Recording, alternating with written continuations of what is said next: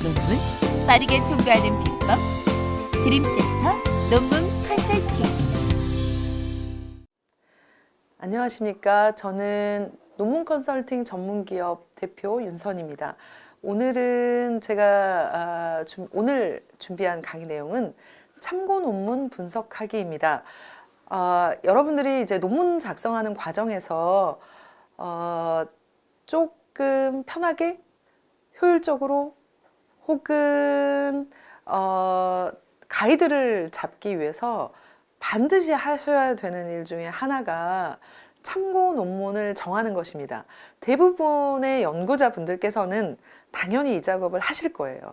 어떤 참고 논문을 레퍼런스로 해서 내가 내 논문을 따라가야지 라고 하는 것을 정하게 되실 건데요. 참고 논문을 분석하는 것이 왜 중요한지는 제가 오늘 강의를 하면서 얘기를 해보도록 하겠습니다. 왜 중요한지도 아셔야지만 어떻게 참고 논문을 분석을 해야 되는지에 대한 아이디어가 있으셔야지 내가 그 참고 논문에서 필요한 내용을 따가지고 오시겠죠.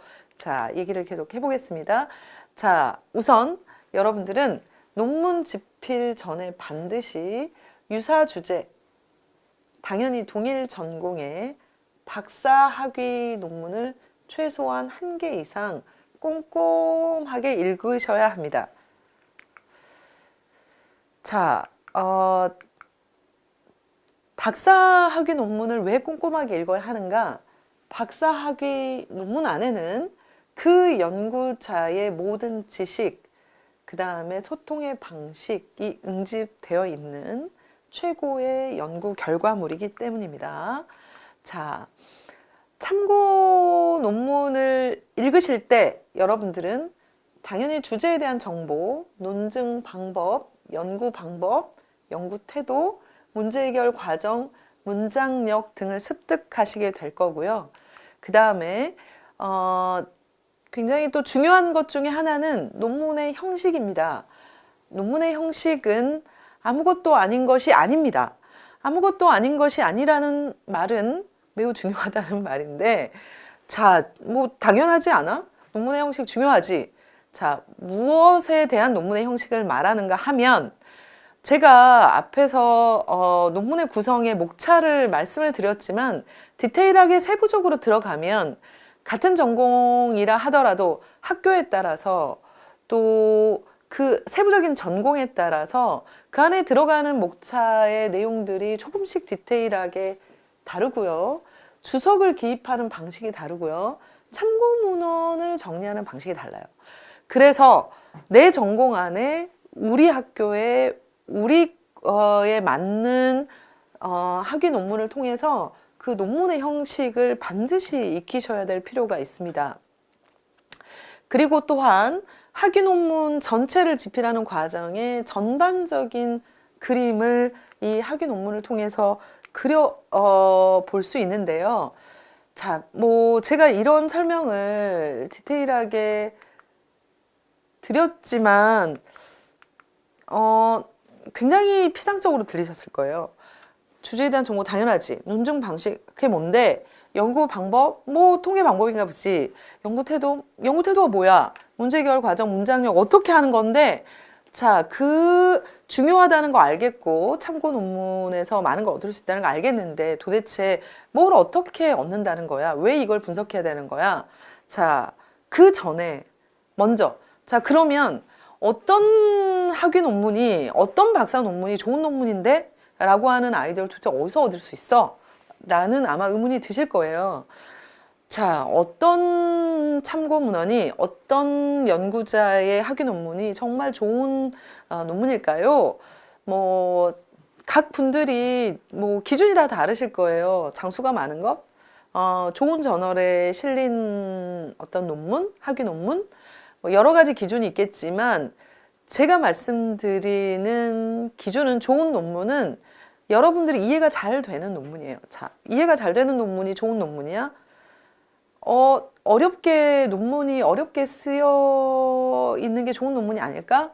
이런 생각이 하실 수 있는데, 좋은 글은, 좋은 강의는 이해가 잘 되는 거예요. 이유가 뭐냐면, 좋은 글이나 좋은 강의는 논리적인 구성이 탄탄하기 때문에 듣는 사람이, 읽는 사람이 들었을 때, 읽었을 때 이해가 굉장히 잘 되는 거거든요. 그래서 여러분들이 논문을 선택하실 때 이해가 잘, 그럴듯해 보이지만 이해가 안 되는 것을 선택하시지 마시고, 또 내가 뭔가 내가 뭔가 부족해서 이해가 안 되는 거 아닐까라는 생각을 하지 마시고, 이해가 잘 되는 같은 주제의 논문들을 선택하신다면 이해가 잘 되는 논문을 선택하시는 것이 첫 번째 방법입니다. 자, 그러면 선택을 했어요. 제가 어떠한 학위 논문을 하나 선택을 했어요. 박사 논문을 하나 선택했어요. 자, 요거의 프로세스를 내가 따라가야지라고 선택을 하실 때 참고할 만한 내용 한 가지만 보여드리겠습니다. 참고 논문을 분석하실 때, 자, 이 연구의 프로세스는 어떤 거냐면 프로그램 개발을 한 논문입니다. 이게. 자, 프로그램을 개발한 논문에서 가장 핵심은 프로그램이겠죠. 그래서 이 프로그램에 대한 내용들을 어떻게 계획하고, 어떻게 설계하고, 어떻게 실행하고, 어떻게 평가할 것인지에 대한 계획들이 논문 안에 구체적으로 그림으로 실려 있어요, 여러분. 그래서 이러한 프로세스에 해당되는 그림들이 여러분의 논문을 쓰는 과정에 프로세스에 아주 실질적인 도움이 되는 그림이고요. 뭐 또 한 가지의 그림을 보여드리면, 어떤 논문들에는 내가 어떤 과정의 절차를 통해서 논문을 쓰게 됐는지에 대해서 그림을 그려줘요. 바로 앞에서 보여드렸던 이 부분은 논문의 3장에 들어 있고요. 그 다음에 이 그림은 1장에 들어 있습니다.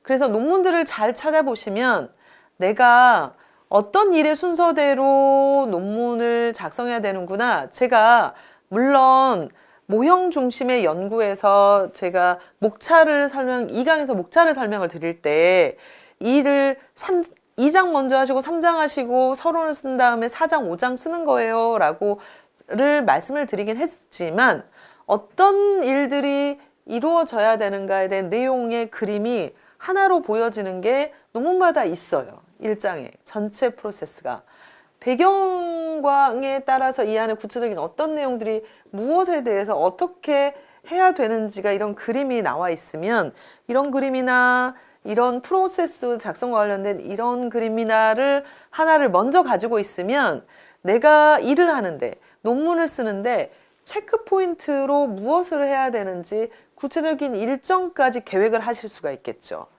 이런 부분에서 참고 논문을, 내 논문을 쓰는 데 있어서 일의 일정의 프로세스를 정하기 위해서 분석을 하시는데 활용할 수 있고요. 또 하나, 여러분들이 박사 논문을 읽고 이것에 대해서 참고를 하실 때 어떤 부분에서 많이 참고가 되시는지를 제가 한번 분석 과정을 좀 보여드리겠습니다. 자, 갑자기 까만 화면이 나와서 당황하셨죠? 제가 여기서 지금 판서를 하면서 좀 설명을 드리려고 하는데요. 질문 한 가지 할게요. 자, 여러분, 글쓰기를 할 때요, 문장 단위가 있고 문단 단위가 있잖아요. 문단을 나누는 기준이 뭘까요? 그러니까 언제 여러분들은 글을 쓰면서 문단을 다 끝내고 이걸 엔터를 쳐서 다음 문단으로 바꿔야지 라고 하는 기준을 정하나요?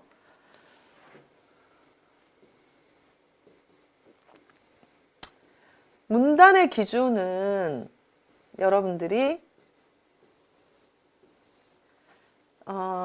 주제입니다. 주제. 한 문단은 주제가 반드시 한 개가 들어와야 되는데요.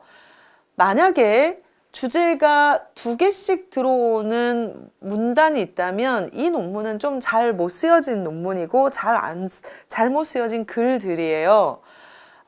그래서 여러분들이 잘 쓴 논문을 읽어보시면 각 문단마다 주제를 여러분들이 주제어를 하나씩 뽑아내실 수 있어요. 분석을 하실 수가 있어요. 그런데 잘 쓰여진 글은 제가 아까 말씀드렸지만 이해가 잘 되는 글이라고 말씀을 드렸고, 이해가 잘 된다는 의미는 그 논리 구성이 명확하다고 설명을 드렸잖아요. 그 논리 구성이 명확하다는 다른 말은 각 문단마다 이 주제어와 주제어의 이 연결의 흐름이 논리적이라는 뜻입니다. 그래서 여러분들이 예를 들면 서론을 작성해야 합니다 라고 할 때 기존 참고 문헌을 분석을 해야 된다. 그러면 분석해야 될 참고 문헌이 키페이퍼는 하나지만 비슷한 논문을 내가 5개를 찾았다. 그러면 이 5개의 논문의 서론을 이렇게 분석을 해보시는 거예요. 어떻게? 문단별 주제어를 찾는다는 거죠. 주제어를 찾아서 A 논문에서 주제어, B 논문의 주제어, C 논문, D 논문의 주제에 대한 흐름도를 가지시고 이 4개나 5개의 논문을 분석한 후에 내 논문의 마이 페이퍼의 주제어의 흐름도를 미리 짜실 수가 있어요. 어떤 걸 분석해서 기존 연구들의 서론의 주제어의 흐름들을 분석한 걸 토대로 내 논문의 주제에 대한 서론에 들어갈 내용에 대한 흐름도를 정할 수 있다는 거죠. 내가 그냥 내 머릿속에서 정하는 게 아니고, 자, 이러한 분석을 하기 위해서 기존의 가장 좋은 논문들, 내 연구 주제와 비슷한 잘 쓴 박사 논문들을 가지고 계시면 그것을 분석하면 내 연구의 스케줄을 어떻게 짜야 하는지에 대한 프로세스에 대한 아이디어도 얻을 수 있고, 내 논문의 글을 어떻게 구성해야 되는지에 대한 아이디어도 여기서 얻을 수 있고, 구체적으로 내가 인용할 만한 문단들도 가져올 수 있고 그렇습니다. 그래서 여러분들이 반드시 내 논문의 연구 모형을 정해서 논문을 쓰고자 하시면 내가 참고할 참고 논문, 어떠한 논문을 참고할지를 반드시 셀렉하시고 분석을 해 놓으시고, 각 챕터별로 분석해야 될 내용들이 물론 다르지만 어떤 부분을 참고할지에 대해서 아이디어를 가지시기 바랍니다. 그래서 오늘 제가 알려드린 내용은 참고 논문을 반드시 선택을 하시는데 어떤 부분에서 참고 논문이 아이디어를 줄 수 있는지를 제가 설명을 드렸고요. 요약을 해보자면 3가지 정도인데, 첫 번째는 여러분이 해야 될 일에 대한 스케줄을 참고 논문의 나와 있는 프로세스에서 아이디어를 얻으실 수 있고요. 구체적으로 내용 문단을 구성해야 되는지에 대한 아이디어를 여기서 얻으실 수 있고요. 3번째는 논문 전체의 형식에 해당되는, 여기 형식에 해당되는 걸 아주 구체적으로 아이디어를 얻으실 수 있습니다. 그래서 오늘은 참고 논문 분석하기에 대한 내용으로 강의를 하였습니다. 오늘 강의를 마치도록 하겠습니다. 감사합니다.